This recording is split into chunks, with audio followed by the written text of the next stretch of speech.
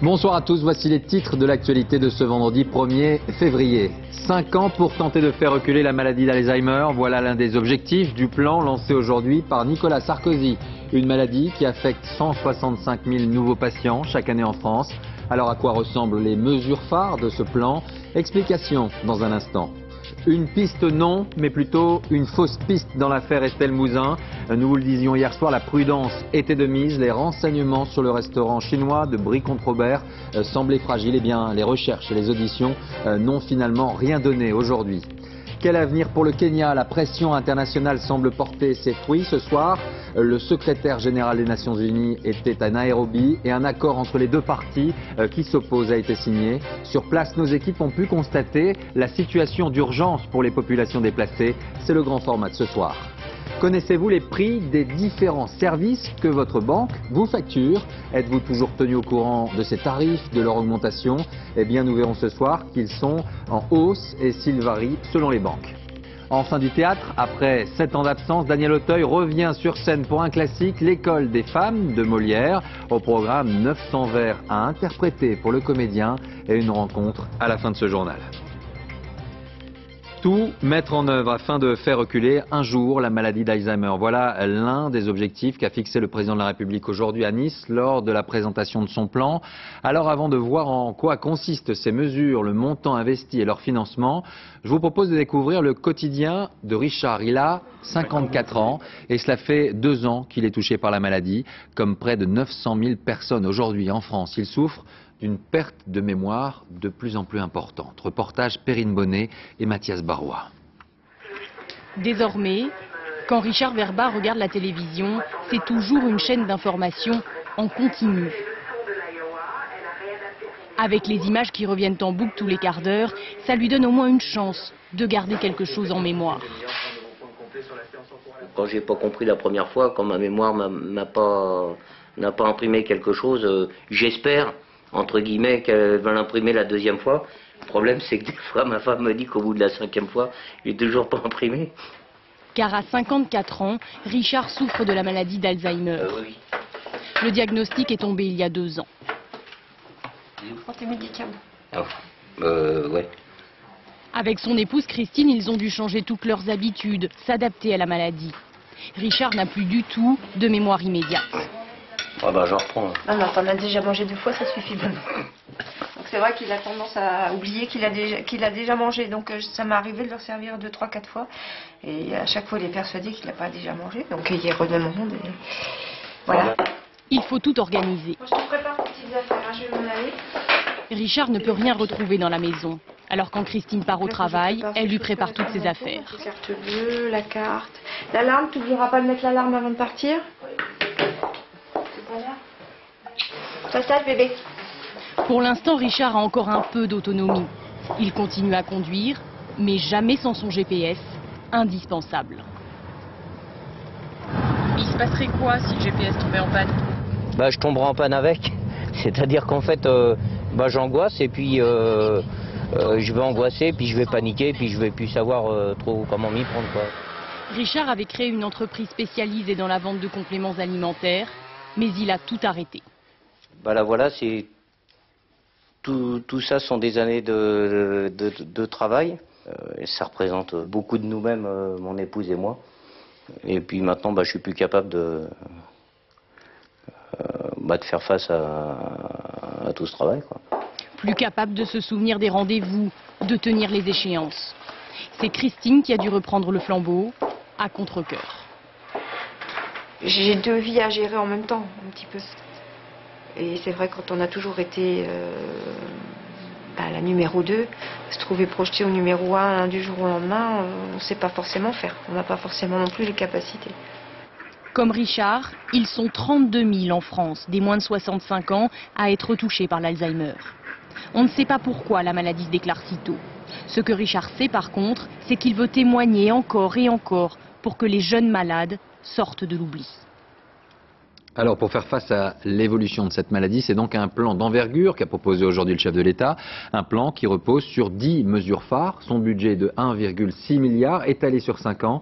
Et son financement repose sur la controversée franchise médicale. Le point avec Gilles Marinet et Nathalie Jourdan. 220 000 nouveaux cas d'Alzheimer révélés chaque année en France. Le plan sur 5 ans dévoilé ce matin par le président de la République ambitionne d'enrayer la progression de la maladie. La France doit tenir le rang qui est le sien dans l'innovation diagnostique et thérapeutique.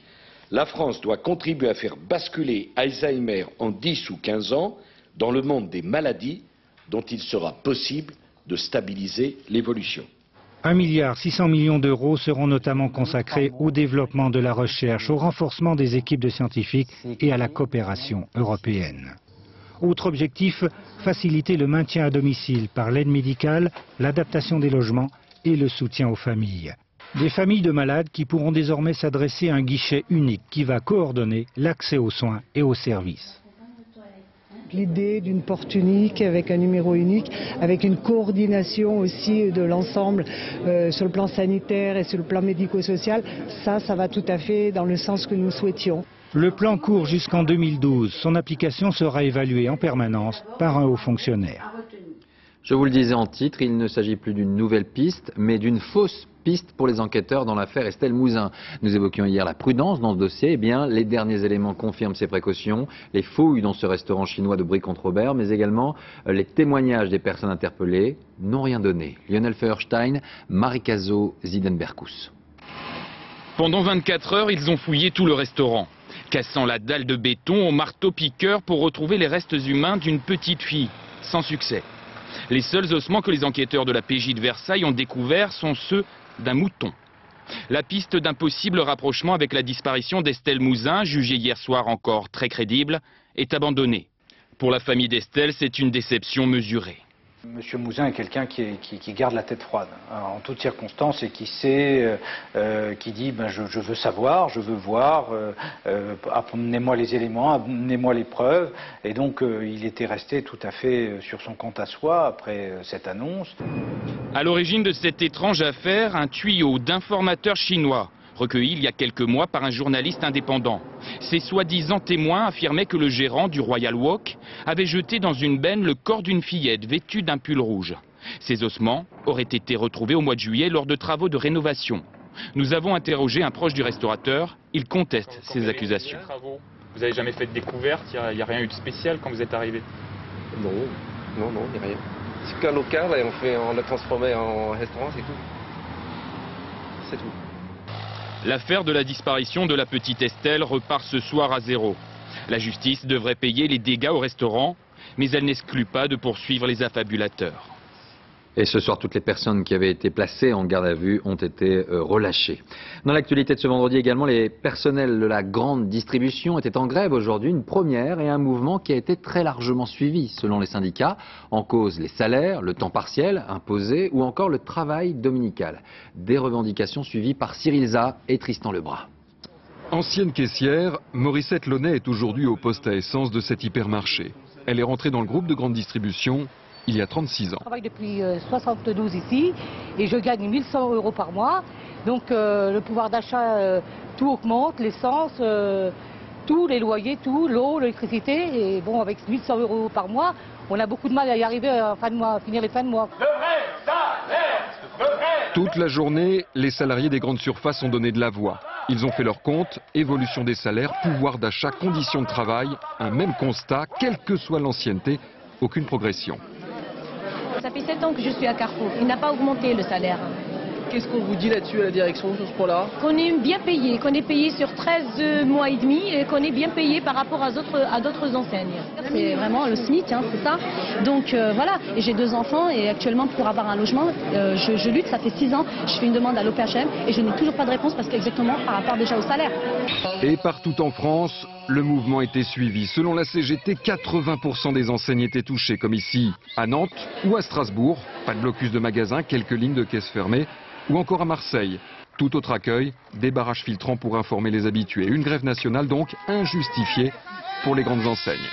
Nous avons une proposition salariale qui consiste à régler le problème de la pause et à faire des augmentations très significatives, qui peuvent aller jusqu'à 8% pour certains échelons. L'accord est désormais sur la table. Les syndicats doivent se prononcer avant le 9 février prochain. Les prix des services bancaires seraient en baisse depuis un an. C'est en tout cas le résultat d'une étude faite par une association de consommateurs. Des résultats qu'il faut cependant pondérer par les disparités qui existent d'une banque à l'autre. Il faut d'ailleurs ne pas hésiter à questionner son banquier, à s'informer afin d'éviter les mauvaises surprises. Exemple de ces dérapages possibles avec le reportage de Fabien Chadeau et Daniel Lévy. À cause de sa banque, Cécile Bachelot a connu la descente aux enfers. En septembre dernier, elle est licenciée et n'a plus de revenus pour rembourser son crédit à la consommation. Elle demande alors un sursis à sa banque qui lui refuse tout découvert. Le chèque rejeté génère des frais de la hauteur du chèque. Donc 30 € de plus 30 € de timbre fiscal. Bref, très rapidement, j'arrive à 700 €. Ça a entraîné aussi le rejet d'un prélèvement mensuel qui est le règlement de mon loyer. Avant que j'ai pu avoir le retour de la banque, je reçois une lettre d'huissier où mon propriétaire demande mon expulsion. Un cas sans doute extrême, mais qui n'est pas isolé, à en croire les associations de consommateurs.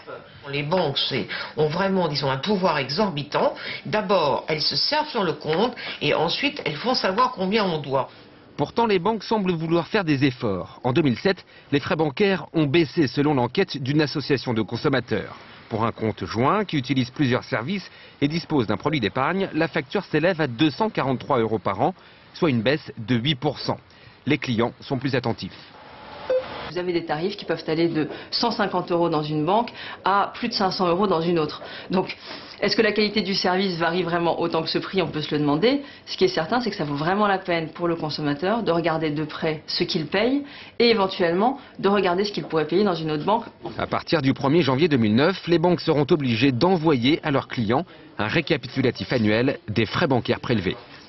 Et puis à noter cette information qui concerne tout de même 45 millions de Français, et c'est une confirmation. Le taux du livret A est passé aujourd'hui de 3% à 3,5%. Direction maintenant le Guilvinec et Loctudie en Bretagne. C'est là-bas qu'est née la grogne des pêcheurs il y a 3 mois.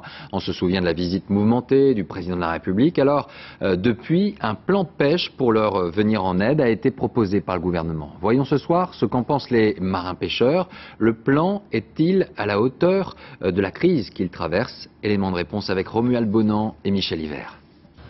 Dans les ports bigoudins, il n'y a pas que le gros temps qui joue sur les nerfs des pêcheurs. Il y a aussi le prix du gasoil qui culmine désormais à 60 centimes d'euros le litre. Et face à cela, beaucoup d'impatience à 5 jours de la mise en place du plan pêche du gouvernement qui doit compenser les pertes de revenus des marins. Maintenant, il faut du concret. Il faut du concret sur les fiches de paye, c'est ce que nous attendons. Un plan de sauvetage de la pêche française né en novembre dernier de la grogne des marins bretons. Une promesse de 310 millions d'euros débloqués sur 3 ans. La réponse de l'État au malaise de la filière exprimée bruyamment lors de la visite du chef de l'État dans le port du Guilvinec. On veut du concret. Bien sûr du concret, notre pays, c'est pas normal. 300 € la marée, c'est pas normal. 3 mois plus tard, le concret, c'est d'abord une écotaxe de 2% sur le prix du poisson pour financer plusieurs mesures. La principale, la modernisation des bateaux pour réduire la consommation de gasoil, avec une condition, l'envoi à la casse des bateaux vétustes et non rentables, loin de réjouir tout le monde. Moins on aura de pêcheurs, moins on aura de produits, moins on aura d'acheteurs. Et plus les mareyeurs vont solliciter l'importation. Mais pour le comité de crise à l'origine du mouvement, il faut des contreparties financières. En clair, de nouvelles sources de revenus pour les pêcheurs. Il s'agira de rémunérer les bateaux pour des services qu'ils rendent déjà, le plus emblématique d'entre eux étant le ramassage des déchets, la gestion de l'espace bleu. Nous demandons concrètement à être rémunérés pour ces services. Au menu aussi le renforcement de la sécurité, grâce à l'attribution de balises de détresse individuelles et au financement de vêtements de survie, car un marin sur 1000 meurt au travail. Une des raisons pour lesquelles il y a aujourd'hui pénurie de marins, c'est parce qu'il est dur et parce que c'est un métier dangereux. Un plan pêche qui, s'il est appliqué, doit permettre aux marins de vivre mieux de leur métier en tenant compte des contraintes écologiques nouvelles. Justice avec tout d'abord le verdict qui est tombé en fin d'après-midi à Amiens dans l'affaire de ce couple surendetté qui comparaissait pour l'empoisonnement de ses 5 enfants. Eh bien, le père et la mère de famille ont été condamnés en appel respectivement à 15 et 9 ans de prison. Sur place, on retrouve Karine Komadzi et Chloé Lecomte. Elle avait dit que ce procès en appel, c'était pour voir les enfants et leur expliquer pourquoi elle et son mari les ont empoisonnés. Mais la cour d'appel a estimé que les époux Cartier n'ont pas dit toute la vérité. Comme en première instance, 15 ans de prison pour le père, 9 ans pour la mère qui part ce soir en prison. Nous, on a demandé un jugement d'humanité, on a demandé aussi de permettre une reconstruction. S'ils ont estimé que cette reconstruction ne devait pas avoir lieu maintenant et qu'on devait avoir un passage obligé, pas la prison avant, eh ben, c'est que quelque part, on n'a pas forcément jugé pleinement avec son cœur. Médéric, le fils aîné, pense à sa petite sœur défunte et pour lui, c'est une peine juste. Pour Mathilde, de 11 ans, c'est plus dur. Elle ne le voit pas comme ça, elle voit sa maman, elle voit sa souffrance, elle est très empathique, Mathilde. Donc il suffit qu'elle voit sa maman souffrir pour que tout de suite elle se mette à sa place et qu'elle souffre aussi. Un drame familial qui dure depuis 6 ans. Été 2002, les époux Cartier ont souscrit 19 crédits, ils sont surendettés. Plutôt que d'affronter la réalité, ils décident de se suicider avec leurs enfants, une piqûre d'insuline pour chacun. Un lâche assassinat selon l'accusation, un acte d'amour selon la mère que nous avions rencontré au début du procès. Le geste qu'on a fait n'a jamais été pour leur faire du mal. Ça simplement, on a été désespérés, on était au fond du gouffre et on a voulu rester tous les 7 ensemble. Selon les experts psychiatres, ce couple immature devrait pouvoir se reconstruire. En attendant, ils sont privés de droits parentaux pendant 5 ans. Ce procès m'a été utile, a déclaré le fils aîné devant la barre. Pour les enfants, les explications ont commencé à porter, mais les parents partent en prison ce soir sans le pardon qu'ils espéraient. Il y a 15 jours, nous vous parlions de cette étonnante histoire. Un jeune conducteur s'était fait filmer au volant de sa voiture à 225 km/h. Quelques temps plus tard, cette vidéo faisait son apparition sur Internet. Une enquête avait conduit à un procès. Le conducteur présumé avait été retrouvé. Le parquet de Nancy avait requis 3 mois de prison avec sursis. Mais c'est la relaxe qui a été finalement prononcée. Pourquoi? Eh bien, on voit cela avec Sylvain Lepetit et Patrice Brugère. La vidéo n'aura pas suffi. Malgré le compteur bloqué à 225 km/h et des indices comme la fêlure sur le pare-brise, la marque de la voiture ou encore le titre de la vidéo, Loïc Guyard garde son permis de conduire. Le tribunal de Nancy a prononcé une relaxe. Le débat était de savoir si un juge pouvait condamner un automobiliste sur la base d'une vidéo sortie d'une poubelle d'Internet. Et heureusement, la justice a rappelé les fondamentaux. Non, ce n'est pas possible. C'est ce policier qui avait découvert la vidéo. Mais sans radar ni agent de police présent au moment des faits, impossible de sanctionner. Les juges ne pouvaient pas savoir quand l'infraction avait été commise. Ces excès de vitesse pouvaient donc bénéficier d'une éventuelle prescription. Une justice démunie face aux chauffards qui se défient sur le web. Des vidéos stupides qui font l'apologie des conduites à risque. C'est à celui qui ira le plus vite, 300 km/h pour ce motard sur une nationale.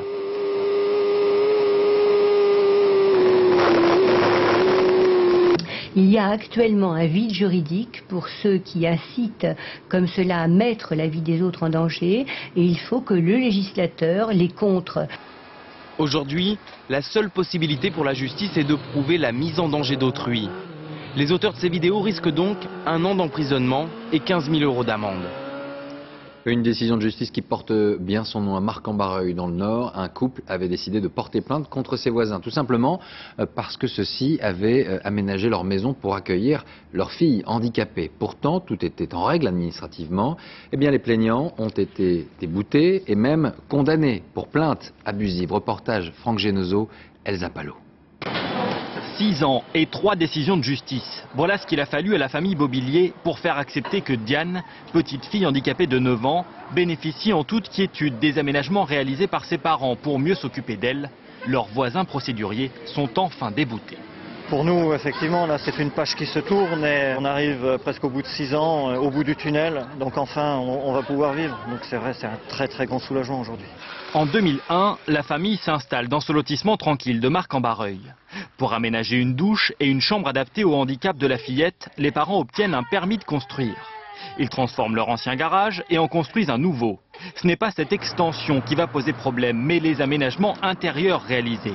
Les Bobillier retapent 12 mètres carrés de plus que prévu. Inacceptable pour le couple de retraités qui vit à côté. Ils attaquent en justice. Ce matin, dans les rues calmes du quartier, la grande majorité des habitants se dit ravie de la décision du juge. On a pleuré de joie. Ces personnes, ça fait 6 ans qu'ils souffrent avec un maboule, un dingue, qui ne comprend pas qu'un gosse handicapé. Ça ne gênait en aucun cas.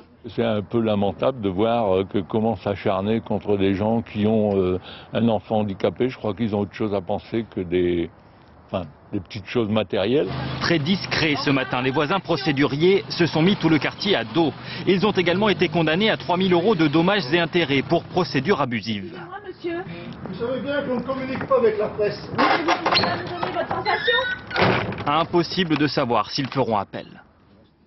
En bref, nous vous parlions hier de ce professeur qui, dans le Nord, avait été placé en garde à vue à la suite d'une plainte d'un parent d'élève. Son fils, qui avait insulté le professeur, avait reçu une gifle. Et bien aujourd'hui, l'enfant de 11 ans a été exclu 3 jours de l'école. Je vous rappelle que le professeur, lui, se retrouvera le 27 mars devant le tribunal correctionnel pour violence aggravée sur mineur. L'actualité à l'étranger avec tout d'abord ces combats qui ont éclaté aujourd'hui au Tchad entre l'armée et les forces rebelles hostiles au président Idriss Déby. Et cela à une 50aine de kilomètres seulement de N'Djamena. Le pouvoir en place affirme sa volonté de poursuivre les rebelles jusqu'au Soudan. Les voies d'accès menant à l'aéroport ont été fermées. Air France a d'ailleurs cet après-midi annulé son vol quotidien à destination de la capitale tchadienne. Au Kenya, un accord visant à sortir le pays de la crise a été signé par les deux parties en conflit. Et cela sous l'égide du médiateur de l'ONU, Kofi Annan. Les partisans du président Kibaki et de son opposant Odinga souhaitent mettre un terme aux violences dans les 15 jours. L'une des conséquences de ces affrontements, c'est le déplacement des populations. Vivre ensemble n'est apparemment plus d'actualité dans le Kenya d'aujourd'hui. C'est le grand format de ce soir et il est signé Dominique Derda, Frédéric Ranck et Frédéric Guiraud. Quelques vêtements, des meubles, un poste de radio, toute une vie à l'arrière d'une camionnette. Ce matin, ils ont quitté le village qu'ils habitaient depuis 20 ans. C'est à cause de l'insécurité qu'on est parti. Rester, c'était mourir à coup sûr. Ils sont venus avant-hier avec des machettes. Ils nous ont dit de déguerpir. Et ce matin, ils n'étaient plus là. On a pu récupérer quelques affaires. Aux abords du commissariat de Tigoni, à une trentaine de kilomètres au nord-ouest de Nairobi, ils sont chaque jour plus nombreux. Entre 7 et 10 000 selon les estimations de la Croix-Rouge kenyane. La plupart sont des Luo, l'ethnie de Raila Odinga, le candidat d'opposition qui conteste la victoire du président sortant, Mwai Kibaki, à l'élection du 27 décembre dernier. On n'a plus assez de place ici pour loger tout ce monde. Maintenant qu'on a enfin des tentes, on ne sait même plus où les monter. Beaucoup ce soir encore dormiront à la Belle Étoile. La saison des pluies, heureusement, est terminée. Tous ont l'espoir un jour prochain de repartir vers les provinces de l'Ouest d'où leurs familles sont originaires. Mais rares sont ceux qui ont les moyens de s'offrir le voyage. Alors ils attendent. Autour de Tigoni, à perte de vue, des plantations de thé. Nous sommes au centre du Kenya, en territoire Kikuyu, le fief des partisans de Kibaki. C'est pour travailler sur ces collines que sont venus d'autres régions il y a bien longtemps, ceux qui aujourd'hui sont des indésirables. Ils sont arrivés avec des armes. Ils sont entrés dans nos maisons, ont pris ce qu'ils voulaient et nous ont dit « Retournez d'où vous venez ». Ils travaillaient dans les mêmes exploitations, souvent depuis des années. Mais lorsque les troubles ont éclaté après la proclamation des résultats de l'élection, les Kikuyu ont décidé de faire le ménage. Celui-là qui parade avec sa machette en est un, il refusera de nous parler. Les femmes en revanche sont plus loquaces. Si les extrémistes Kikuyu trouvent ici quelqu'un de l'Ouest, ils le coupent en morceaux et le tuent. C'est pour ça que nos voisins ont peur et se sauvent. Si la paix revient, j'espère qu'ils reviendront. À l'ouest du pays, ce sont les Kikuyu minoritaires qui ont été chassés de leur maison. Ici, c'est tout le contraire. Ce sont les Luo, les Kalenjin, les Maasai, les Luhya qui doivent faire leur bagage. Chacun chez soi. C'est une véritable épuration ethnique qui se déroule actuellement au Kenya. À l'étranger toujours, sachez qu'une nouvelle attaque a eu lieu en Mauritanie. Un mois après l'assassinat de 4 touristes français, des hommes armés ont attaqué cette fois l'ambassade d'Israël à Nouakchott, faisant 3 blessés. Tous sont français, ils se trouvaient à proximité de la fusillade. Et le ministre des Affaires étrangères Bernard Kouchner devrait se rendre sur place la semaine prochaine. En Irak maintenant, ces images de 2 attentats suicides simultanés ce matin sur des marchés de Bagdad. Attentats qui ont fait 64 morts et plus de 80 blessés. Ils auraient été commis par 2 femmes kamikazes issues de la branche irakienne d'Al-Qaïda. Il s'agit de la journée la plus meurtrière à Bagdad depuis le 1er août 2007, date à laquelle un triple attentat à la voiture piégée avait déjà fait 80 morts. Enfin, dans le nord-ouest de l'Angleterre, les images du naufrage d'un ferry, plus de peur que de mal pour les 23 passagers et membres d'équipage.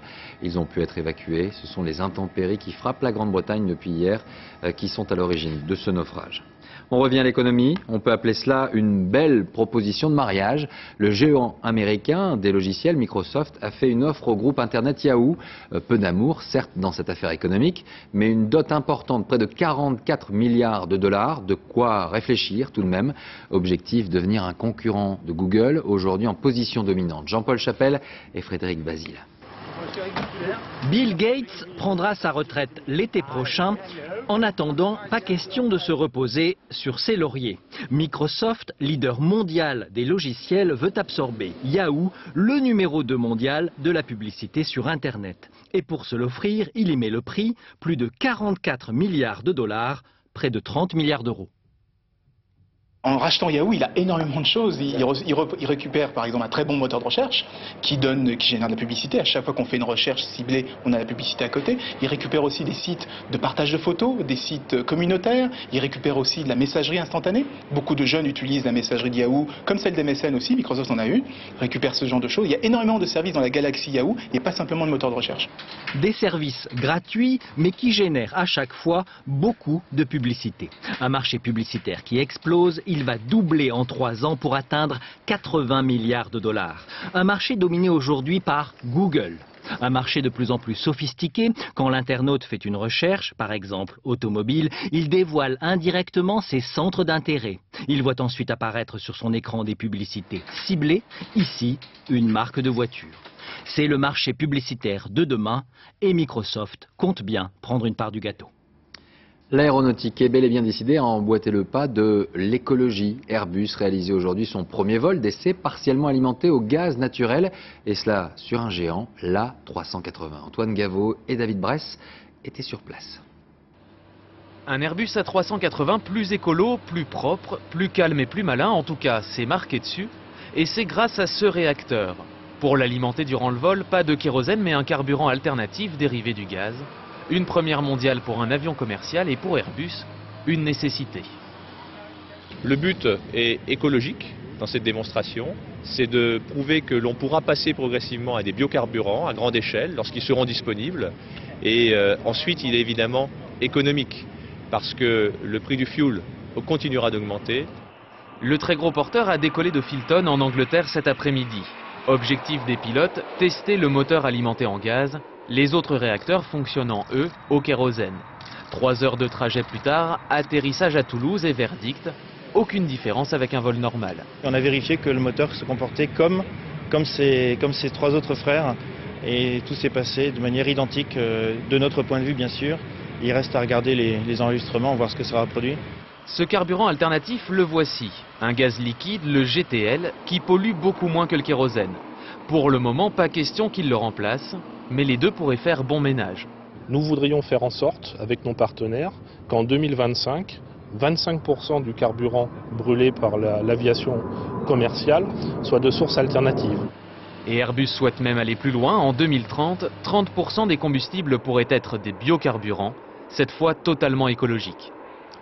Combien vaut le football et la Ligue 1 en particulier? Voilà une question que se posent tous ceux qui ont participé à l'appel d'offres pour les droits du sport numéro 1 en France. La journée d'hier a été marquée par un jeu de dupes autour des propositions d'enchères et finalement, aucun lot proposé par la Ligue n'a été pour le moment attribué. Alors le foot est-il trop cher? Manuel Tissier, Pascal Caron. Soirée Mossad à Paris. Les dirigeants du foot français faisaient grise mine hier soir. Ils étaient réunis pour attribuer les droits de diffusion de la Ligue 1 jusqu'en 2012. Mais la décision tant attendue ne viendra pas, et même les plus bavards n'ont pas le cœur à parler. Aucune déclaration, voilà.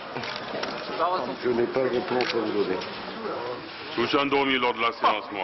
Aucune chaîne de télévision, aucun opérateur téléphonique n'a enlevé les 12 lots mis sur le marché. Alors la Ligue doit rejouer en faisant semblant d'avoir gagné la première manche. Et je suis satisfait de cette première mi-temps qui a montré l'entrée en force d'un nouvel acteur majeur, Orange. En fait, cette panne de télé est un coup dur pour la Ligue. Le football français espérait dépasser la barre des 600 millions d'euros annuels, atteinte il y a 3 ans. Selon certaines sources, l'offre des 9 candidats atteindrait à peine 450 millions.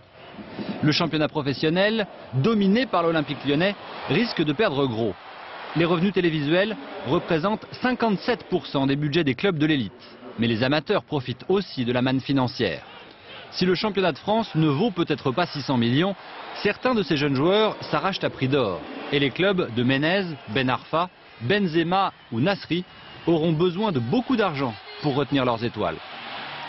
Affaire à suivre. Du théâtre maintenant avec le grand retour de Daniel Auteuil sur les planches. Cela faisait 7 ans que le comédien s'était absenté de la scène. Il reprend et interprète un grand classique signé Molière, L'école des femmes. Rencontre avec Christophe Hérault et Zidane Berkous. Daniel Auteuil dans un costume de Molière. Il est dans un théâtre à l'Odéon pour l'école des femmes. 7 ans qu'il n'est pas monté sur les planches. À l'époque où on pouvait fumer, ça devait être génial. Aujourd'hui, il est Arnolphe, son tyran ridicule. C'est un grand bouffon tragique. Tant que j'aimerais mieux une laide bien sotte qu'une femme fort belle avec beaucoup d'esprit. D'un rôle absolument prodigieux. La vérité passe encore mon récit. Il en prend tellement plein la gueule et il fait tellement rire. L'autre jour, pourrait-on se le persuader, elle était fort en peine. Et vint me demander, avec une innocence à nul autre pareille, si les enfants qu'on fait se faisaient par l'oreille. Dani? Il y a 17 ans, avec Jean-Pierre Vincent, ils signèrent un scapin. Ensemble, ils se sont remis au travail pour une école des femmes où le rire efface la mélancolie, où la farce l'emporte sur la tragédie. On travaillait très studieusement et nous avons beaucoup ri. Plus c'était sérieux, et plus nous avons ri, et plus nous avons ri, et plus c'était sérieux. Quelle nouvelle? Le petit chat est mort. C'est dommage. Mais quoi, nous sommes tous mortels et chacun est pour soi. Au théâtre, il faudra recommencer le lendemain. Il faudra d'abord le faire, phrase par phrase, et le refaire le lendemain. Voilà. Mais c'est la noblesse et le plaisir de cet art. Oh, vous voir bien contente est ce que je désire. Hélas, que je vous ai grande obligation, et qu'avec lui, j'aurai de satisfaction. Dans l'école des femmes, il y a aussi Agnès. Lynn Thibault, premier grand rôle à 26 ans et même pas peur de Daniel Auteuil. Là. Là? C'est un monstre. C'est un monstre, mais les monstres, ça s'apprivoise. Durant 2 mois, Daniel Auteuil, tous les soirs à 17h, s'enfermera dans cette loge et s'embarquera pour 2 heures de théâtre, 2 heures de Molière, 2 heures d'Arnolphe. Voilà, son nom ne vous dit peut-être rien et pourtant elle fait partie de ces artistes qui commencent à faire parler d'elle. Elle remplit les salles dans toute la France, pétillante, amusante et inattendue. À 27 ans, Amélie Lécrayon s'impose tout doucement. Marie-Hélène Bonneau et Frédéric Basile ont assisté à son concert à Lyon. Je prends soin de mon corps, j'écoute les oiseaux. Une répétition sérieuse, presque aussi longue que le concert lui-même. Je suis au rythme du soleil et toute la bande. Je vais mieux. Attends-moi encore un petit peu. Je vais mieux. Attends-moi encore un petit peu. Une chanteuse espiègle avec 3 musiciens. Mais pourquoi ce nom, Amélie Lécrayon? 1, 2, 3, 4, 5, 6. Elles ont des cartes postales et aussi des crayons.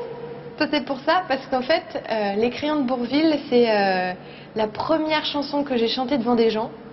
Et du coup, mon prénom est resté collé au titre de la chanson. Voilà. Bonsoir. Vous avez réussi à vous garer?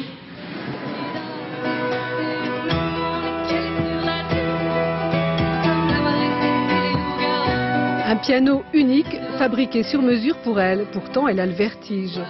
Ses chansons sont comme des petits contes. Il y a des chansons que j'écris en 1 quart d'heure. La plus courte durée de création de chansons, je crois que c'était 1 quart d'heure. Et puis la plus longue, c'est sur plusieurs années avec des brouillons qu'on laisse dans des placards et que finalement on ressort 2 ans après. Et puis voilà, finalement, elle fait son chemin en plusieurs années. Son deuxième album, illustré de petits dessins naïfs, lui a valu le prestigieux prix de l'Académie Charles Cros. S'il avait su mon père que je serais la dernière, il m'aurait peinte tout entière. Elle tient fort. Elle voulait être fleuriste ou institutrice, et puis elle a fait du théâtre de rue et appris à chanter. Elle s'envolera un jour de tempête. Un jour de tempête. Amélie Lécrayon est comme une plume légère qui nous entraîne dans un tourbillon de gaieté. Avant de refermer ce journal, je vous rappelle l'une des principales informations du jour. L'affaire Estelle Mouzin est toujours 5 ans après les faits au point mort. La piste évoquée hier n'a donné aucun résultat. Les recherches et les différents interrogatoires des personnes interpellées ont été totalement infructueux. Voilà pour l'actualité de ce vendredi. Merci d'avoir suivi ce journal. Je vous retrouve demain pour 30 minutes d'information dès 13h avec à 13h15 votre magazine. Dans un instant, la météo avec Isabelle Martinet suivi du Point Route, Valérie Maurice. 20h50, une soirée de polar. Et puis, Esprit Libre avec l'ami Guillaume Durand. Très belle soirée à vous et à demain.